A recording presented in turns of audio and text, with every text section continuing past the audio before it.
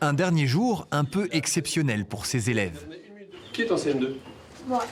Vous avez reçu les métamorphoses, je crois. Oui.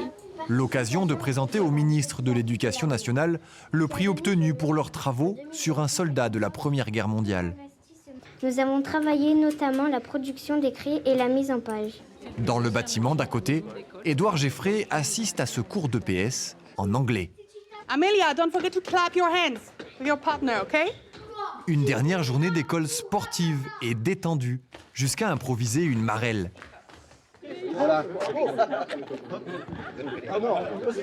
Avant d'aborder plus sérieusement les sujets du moment comme la canicule ou encore la carte scolaire et les suppressions de classes.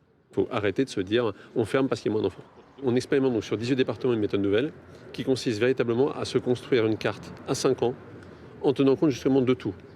De la distance géographique en kilomètres, de la distance en temps de trajet qui est beaucoup plus pertinente. Moi j'ai un enjeu, c'est que je veux que les enfants de France puissent avoir la même liberté d'accès au choix. D'ici 10 ans, 1 700 000 élèves manqueront à l'appel suite à l'effondrement de la démographie en France. Alors cette réforme est un premier pas pour les fédérations de parents d'élèves qui veulent aller encore plus loin. Il faudrait créer des commissions locales chez nous plutôt par vallée, vallée de l'Ubaye, vallée du Verdon, ces choses-là, qui réunissent l'inspection académique, les élus locaux, les parents d'élèves et les professeurs. À la rentrée prochaine, selon l'inspection académique des Alpes de Haute-Provence, 4 classes seront supprimées dans le premier degré et 3 dans le second degré.